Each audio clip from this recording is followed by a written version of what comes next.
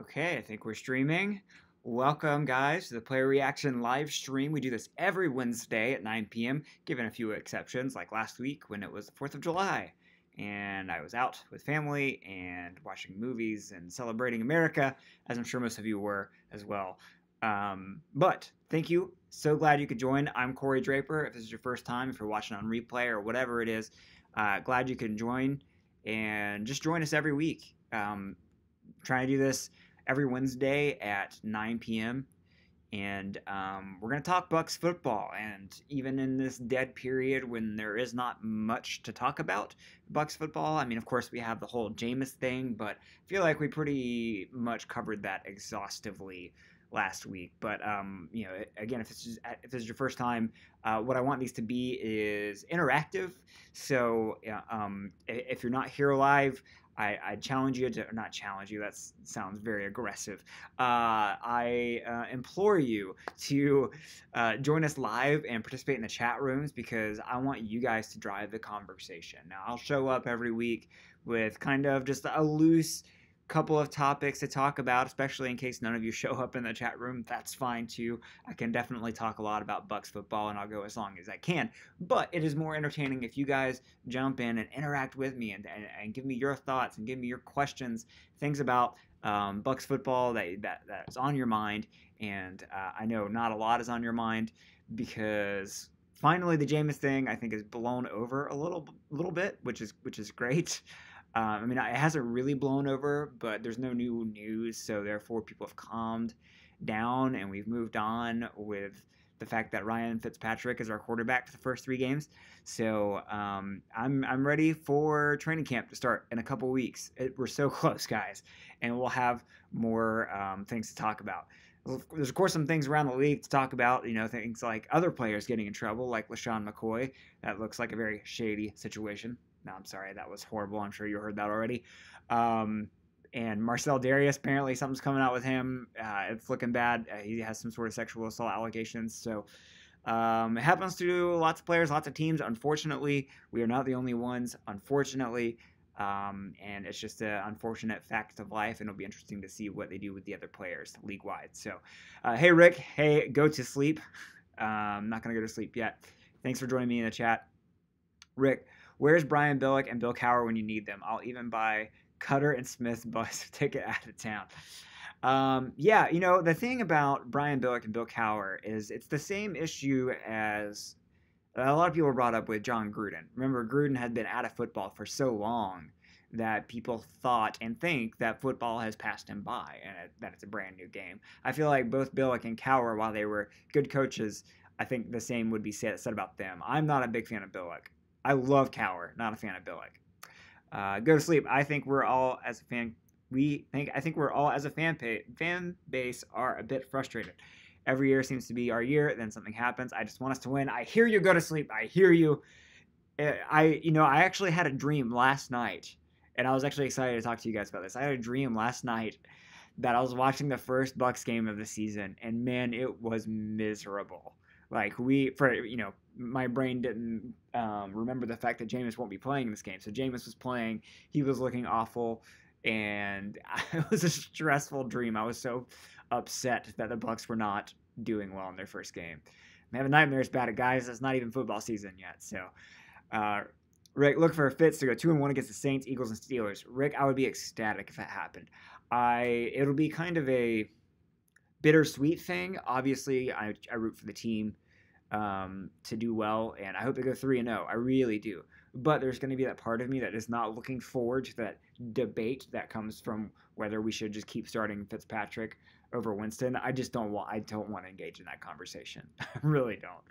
I do think Jameis is the starter, will be the starter no matter what happens those first 3 games, but that will be the hot topic if we go 2-1. What's up, Andy? How you doing, man? Thanks for joining us. Guys, I think really there's not much going on around the league except for guys getting in trouble, except for Madden ratings. I feel like that's the hot topic right now. So have you guys checked out the Madden rankings or Madden ratings of the team? I'm sure a lot of you, if you've seen them, are pretty upset by them because, hey, we're a 5-11 team, so we get treated like a 5-11 team. Yeah, Madden's a video game, and we probably shouldn't take it so seriously. But man, they release it at the right time when there's nothing to talk about, so we can talk about it. Clutch Sports and Gaming, looking for those news videos, man. Have you come out with any? Appreciate you coming in, man. So if you guys let me know if you've caught the Madden ratings, if you have any thoughts on those. I have a couple. I found it interesting that number one, Rojo was ranked as the fastest rookie running back in the entire class. He has a 93 speed rating, which I found interesting, which is equal to old man Deshaun Jackson, and those two are supposedly the fastest on this team, according to Madden. So that's what jumped out to me. Levante David, I think, finally is getting his just due. A 95 overall rating is actually surprising to me. I feel like he's constantly underrated, but they do a good job. And Gerald McCoy is the only other player on the Bucs that has a 90 or higher rating. So it's I think it's very shocking that Mike Evans isn't there. I feel like he's the only other guy where you can make a strong case of him being 90 or higher. So, but here's the thing about the Madden ratings, guys. They're adaptive, and there's one guy. There's one ratings guy. He does all the ratings. I'm sure it's some sort of algorithm. I was actually talking about this with Tom Metrics, Tom Bassinger on Twitter, and he was asking about ratings, and I was like, they're not very in depth, and so there's kind of back and forth of like whether or not there's one guy, but that's what I've heard is one ratings guy. But anyway, all I have to say is it's a 5-11 team, so of course they're going to be ranked lower. Another tidbit is Winston's ranked higher than Mariota. Just throwing it out there, but anyway, it's something that shouldn't really trigger you, but it is fun to look at and see where you land on the national perspective. Now, of course, if the Bucs start winning and living up to their potential, the ratings will change, and all will be well. I know I'll be buying the game. I just got a PS4, so I can't wait till it comes out. Let's go to more comments. Clutch Sports and Gaming. Sheldon, right? That's your name. Dude, I'm looking forward to those videos. I know you just started your YouTube channel. School has been slowing down the process. I understand. I'm not in school, but I have a full-time job and a wife. So life gets in the way, and that's why I do these live streams, just to keep the content going. So any way you can, get it started, man, and start pumping out content. And then it gets really fun after that. So Andy, I'm more pissed no players were in the top 100. That's actually a great point, Andy, and actually that might be a better indication of how our players are viewed. And the top 100, there's been politics, it's a popularity contest, but it is the peers it is the players' peers, and the fact that there were no Buccaneers voted in the top 100, that's a little concerning. Like, nobody in the league thought Gerald McCoy or Levante David was in the top 100. That's a head scratcher to me. Like, why do they hate the Bucs so much? Or I don't know. I do think that Levante is up there with Kuechly as and Bobby Wagner as a top 3 linebacker. Why he wasn't in the top 100, no clue. And Gerald McCoy has been a staple in the top 100, not there. And I'm wondering if people are just, they're looking at the stats, they're looking at the lack of sacks, and Gerald's not there. And he's the leader of a team that was last in sacks. So maybe that's what it was. In fact, Mike Evans wasn't in there is crazy. Jameis was in there last year. He's not in there this year. Yeah, I that is bewildering to me that they did not get in the top 100. ESPN has a running game. Rick says ESPN has a running game ranked 27th. Our coaching staff ranked 30th in the league. Yeah, I'd say that's actually accurate. Honestly, we haven't proven a dang thing. Last year, our running game sucked. So I don't know if that's more based on last year, if they're projecting, but I know that Rojo is not very highly touted by experts. And so, honestly, I can see why they ranked us so low. And then the coaching staff hasn't done anything. They won 9 games 2 seasons ago. But then they completely fell off this year. So why wouldn't they be 30th? Mike Evans is a top 5 receiver. I agree, Rick. I think Mike Evans, for whatever reason, he is hated on. And I experienced this in Atlanta, where they, obviously they have Julio, who is a top 2, top 3 receiver. And so I think he gets overshadowed. But the people I talk to here in Atlanta, they just think Mike Evans is an afterthought. And I have a theory on that.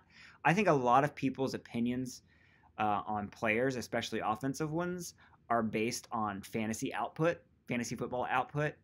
I've gotten into arguments with people where they just thought Mike Evans was garbage, and I let them know that he had 4 years in a row with 1,000 yards receiving, and it kind of really surprised them, took them aback. And I think it's just because he's not giving them fantasy numbers. He's not getting the high number of touchdowns. And so people just think, oh, he was overrated. He had one good year, and that's it. So at least from the fan perspective, I feel like that's why Mike Evans isn't getting the popularity he deserves and kind of getting touted as much as he deserves to be. Go to sleep. If Fitz can win us one game, I'd be happy. That's a gauntlet at the beginning of the year. Honestly, yeah, I think if we can win, as long as we don't go 0-3, as long as we don't go 0-3, I'm happy. As long as we don't go 0-2, man, I'd hate for that last game to be really having that high of stakes that early in the season. Could you imagine going 0-2 and then having to play that third game? Is that the one against the Steelers? Yeah, I think that's the Steelers game. Could you imagine that? I mean, that's tough, man. And I think that's that Monday Night Football game. Woo, that's a lot of pressure. So I hope we don't see ourselves 2 weeks in being 0-2, having a must-win game in the first quarter of the season. That'd be horrible.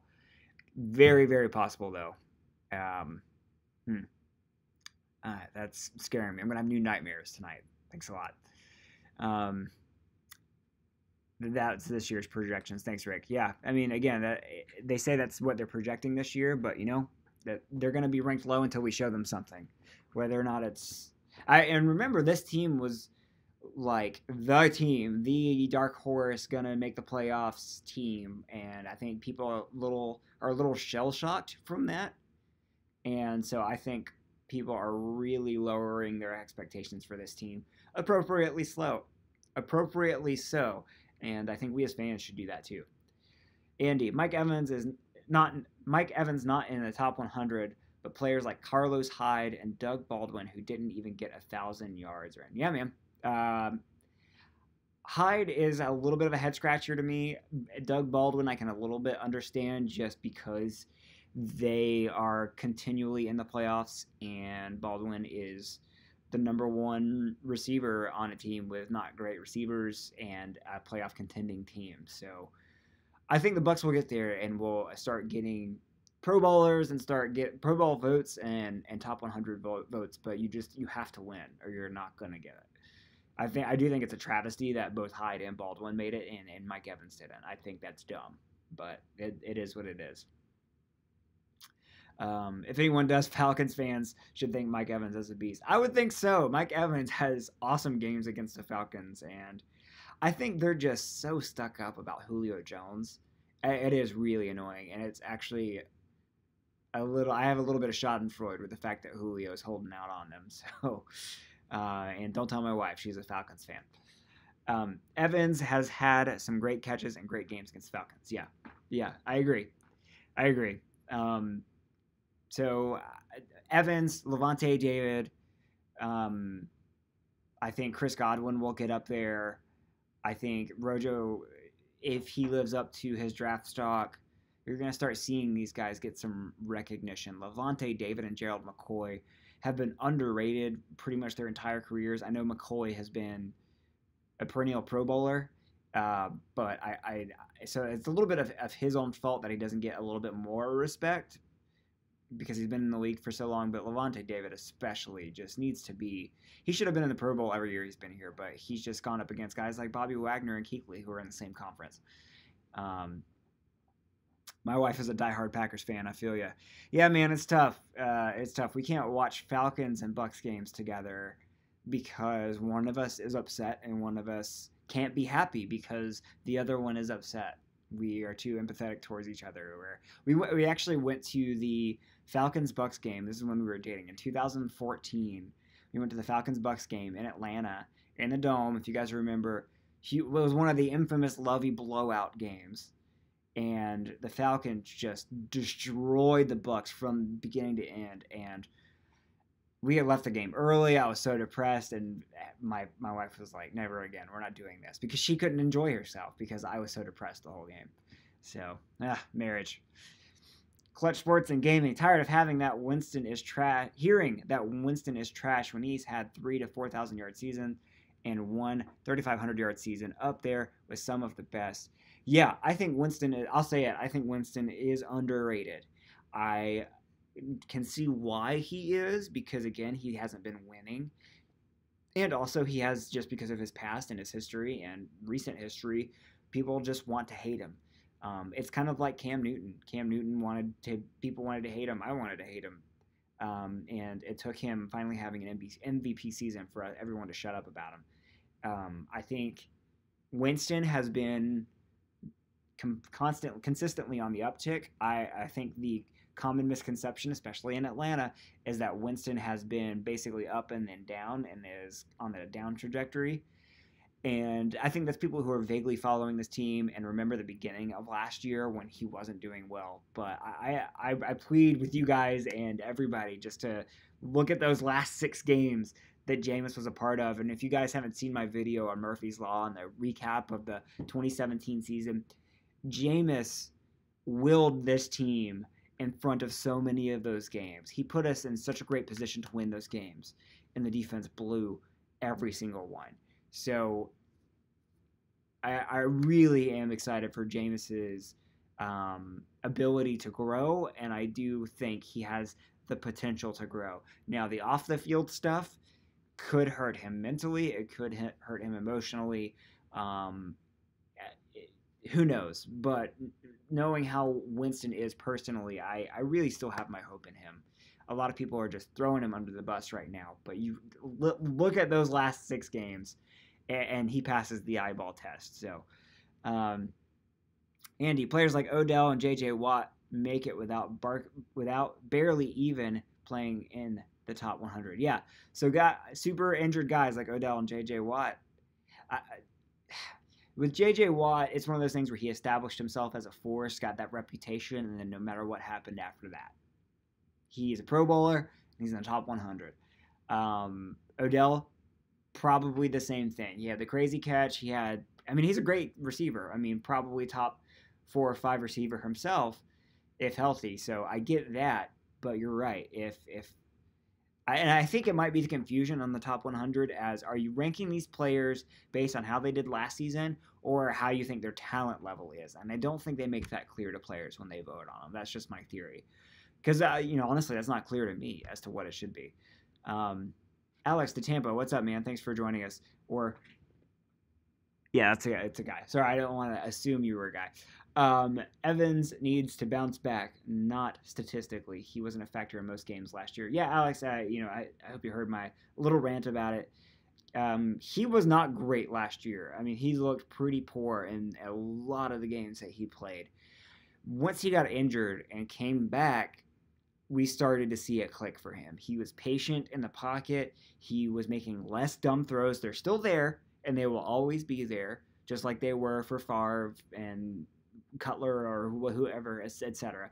They will still be there, but he is such a gamer that you will have those moments like that Saints game at the very end of the season where he was supposed to throw a short pass to the sideline, and instead he opted to throw it deep and won the game for us. That's the kind of stuff you'll get from Jameis when he's in his prime and when he is on his game. And you have to go with the the bumps in the road in order to get there, but I feel like it's worth it once he starts consistently doing that. And I feel like he was on his way at the end of the season.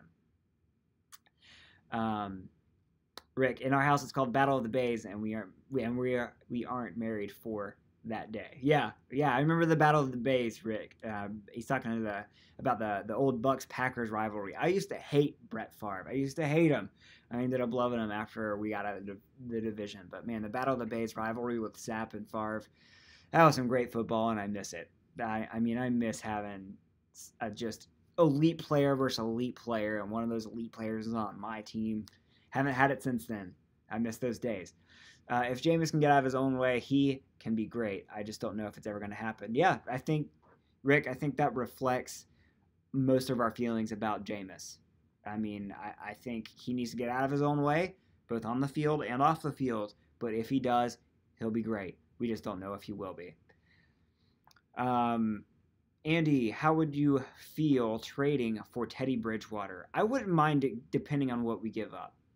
I would mind it this season because all that does is invite a quarterback controversy, and I don't think that is fair to Jameis. Now, some may argue that Jameis doesn't deserve fairness given the position he's put himself in and the team, but I talk to me after this season and we'll see because I am interested in Teddy Bridgewater. I think he would make a really great backup. The problem is that if you invite somebody in like that with that kind of potential, immediately as soon as your starting quarterback falters, you're going to split the fan base up, and half the people are going to be calling for Teddy to start, half the people are going to be calling for the starter to be benched, and I just don't want that. I don't want that right now, not yet. So. Rick, the top 100 is a popularity contest. Has nothing to do with on-field results. Yeah, completely agree. It's just like Pro Bowler. Christian, thanks for joining us. I always miss your live streams, but I've made this one. I appreciate you. Thanks for jumping in. I'm glad you made this one. Jay, what's up, man? Thanks for joining as well. I can always count on you to be here. Christian, I personally am terrified for this upcoming season because if it doesn't go well for us, I fear we will fire everyone, trade players, let Jameis walk, and start a brand new rebuild. Christian, I've never vocalized that, but I think you just nailed my inner fear. And I think that's what's bringing nightmares to me right now is this is a make or break year for literally everyone involved. If we don't even scratch the playoffs, we have new coach and we have new systems and I don't know if we have to do a full rebuild, but we bring in a new coach. First thing he's going to do is probably get rid of Jameis, assuming he's the reason that we don't do well this year. Then we have to find a new franchise quarterback.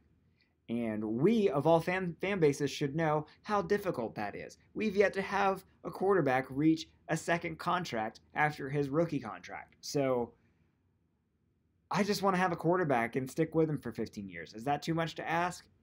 Maybe I'm giving Jameis too much grace just because of that. I don't know. But I am terrified because this year is just going to – so much rides on it, and then so much adversity is coming our way with the fact that we have one of the toughest schedules in the NFL, and among that, the toughest 3-game stretch in the NFL to open the season. And on top of that, we're going to be missing our starting quarterback for those 3 games. And you guys have seen the stats. The ones that start 0-2, 0-3, they almost never make the playoffs. So, oh boy. Guys, if we go 2-1 or 3-0, I'm going to be very excited.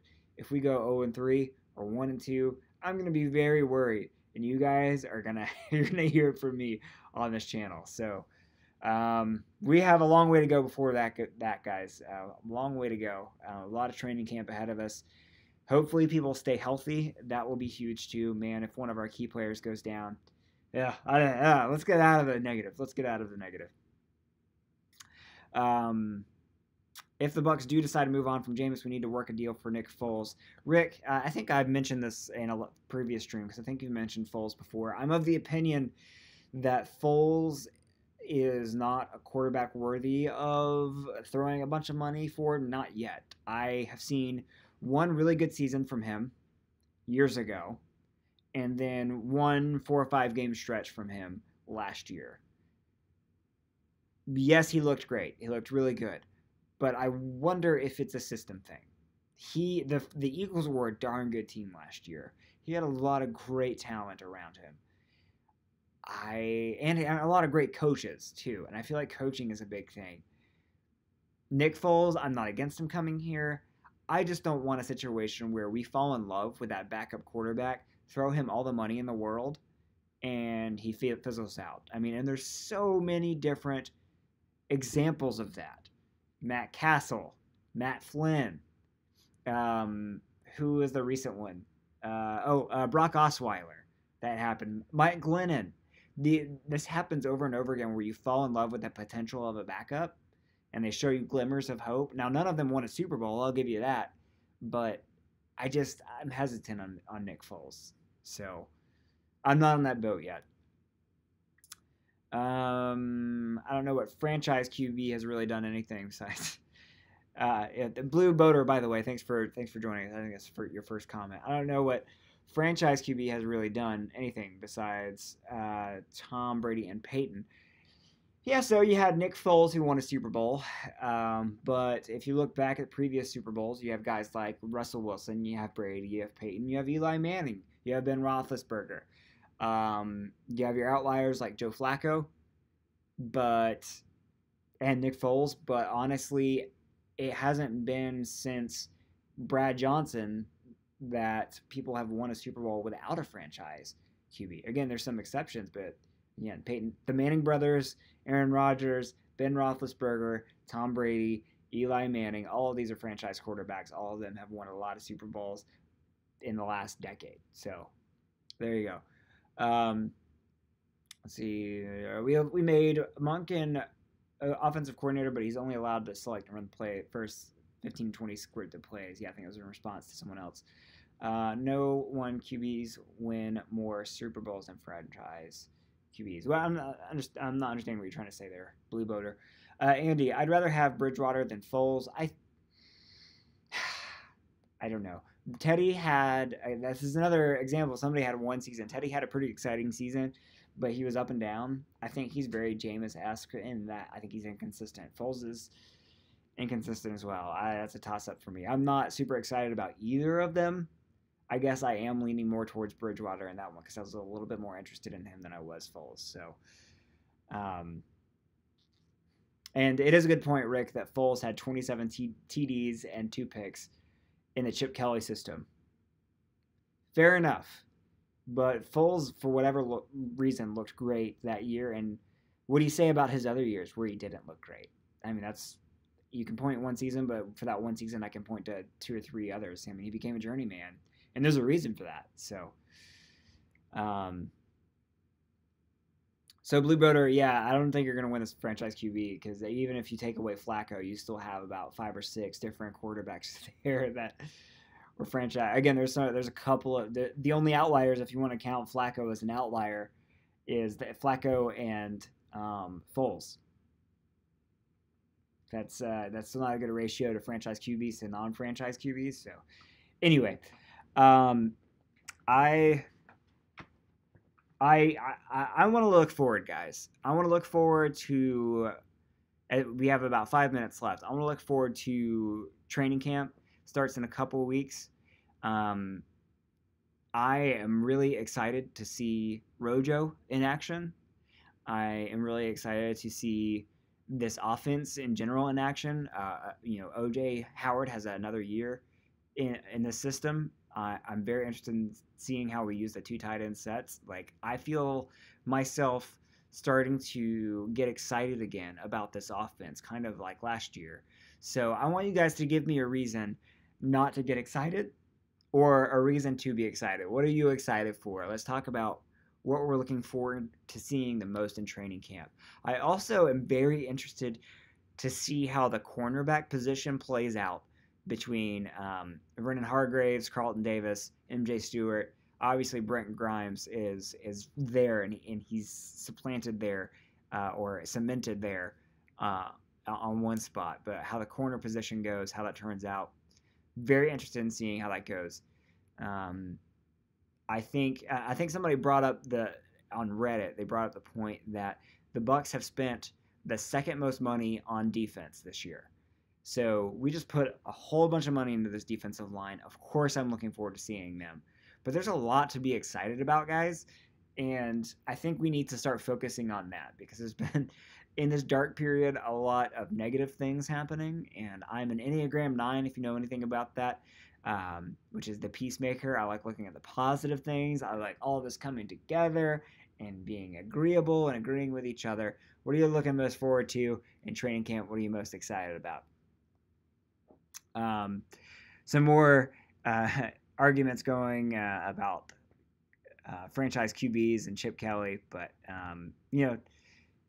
Kelly was a great offensive coach, a great college coach and his system. The reason Chip Kelly didn't work in the NFL, same reason Greg Schiano didn't work. He wanted too much control. He wanted way too much control. He had that Nick Foles year. Who knows why? kind of an outlier. Maybe the players bought in for that year, but then they got real tired of his crap. Yeah, it's hard to see. It's hard to say why. Interested in seeing Whitehead take control of that safety position, strong safety position. That would be great if we had Jordan Whitehead back there along with Justin Evans, and we have two young studs at safety. Guys, we've solved all of our holes that we thought we had in this offseason. I mean, if you guys remember, the one position we didn't really truly address aggressively was the safety position. So, man, if Whitehead, imagine if Jordan Whitehead just stood out to where the coaches didn't even want to do this whole rotational safety thing, and they just say, okay, Justin Evans, Jordan Whitehead, you guys are the safeties. That would be amazing. And yes, that's more positive vibes. That's the hope I'm looking for. I think that's a good point. Rick, I have us going 2-1 in the first 3 games. Fitz will be working with. So yeah, since this will be very interesting to see too in training camp is how much they split time both in training camp and the preseason with Fitzgerald and with Jameis Winston. Because we are in kind of a unique situation. Jameis is the starter, but Fitz needs to be prepared for those first 3 games. So I am very optimistic on those first 3 games, Rick, just like you are, because it's not like Jameis just got hurt and suddenly Fitz is thrown into the game. We have all this time to prepare for them. And thankfully, Lovie Smith is not our head coach, so we will be New Orleans ready, and we will be prepared. As prepared as we can be with Fitzgerald at quarterback. So maybe we don't win that first game, but maybe against the Eagles, maybe against the Steelers, we can pull something out. Man, it would be great. How great would it be to come off of the win against New Orleans at the end of last season and open up this season with a win against New Orleans? That'd be awesome. So, Earl Thomas is available at safety, and we have the money. Yeah, I think Earl Thomas isn't he done? I feel like he retired, or he was thinking about retiring. The highlights. Maybe I'm thinking of somebody else. Anyway, the highlights of Ronald Jones make me maybe overly excited. I'm hoping everything he did in college translate well into the NFL. You and me both, Alex. For people who have followed this channel, I have been very hesitant on Rojo, just solely based on I've heard the people who follow college football and the people who observe draft prospects were split on Rojo, as opposed to like, okay, they were all in on Saquon, they were all in on Sony Michel, but Rojo, it was very polarizing, so I'm just hesitant on him.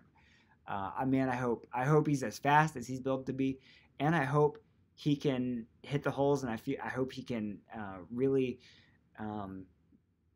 I hope he's not another Charles Sims, that we have to get him into space all the time, and he can't run in between the tackles. That's what I hope he's not going to be. So, is DRC available, or is he expected to resign with his current team? I haven't heard much about DRC. I think he's done. If anybody wants to confirm that in the chat. I do think if we win one of those first 3 games, it will be the New Orleans game. I mean, we know New Orleans, and honestly, we always play them. We mostly, even no matter how bad our team is, for whatever reason, we play New Orleans really tight every year. I really don't understand it. There's at least one game, even if they're way better than we are, we play New Orleans really tight. So I think we can do it. I really do. Ronald Jones reminds me of a young Terrell Davis. Hey, Rick, I would take that all day. Terrell Davis was amazing before he got hurt. So, okay, guys, looks like we are out of time. I'm going to cut it off here. Thanks for joining me. I mean, we had some great interaction in this chat. Again, guys, this is a great example of this is driven by you guys, what you want to talk about. I'm just reacting to what you guys are saying. And I do, even though I said I'm a peacemaker, I do like debate. And I do like discussion, even if we disagree with each other. So bring all the opinions. Be sure to follow me on Twitter if you're not already at the Play Reaction, and subscribe if you're not already. So thanks for the chatting, guys. And football's coming soon. Things will pick up. It's just I hope that we can get through the next couple of weeks with some new news and positive news, not negative news. So thanks for joining us, guys. And Danny, thanks for joining us. Rick, Christian, Blue Boater, Alex, Andy, if I didn't say you, Alex, Blue Boater, okay, Christian, Jay, yeah, there we go. Andy, I know I'm repeating some of you guys. I'm trying to read everybody in the chat, but thanks for joining, guys. Christian Brown, Bucs, 16-0. Let's do it. 16-0. I like it. Ended on a good note. Till next time, guys. Be safe and go Bucs.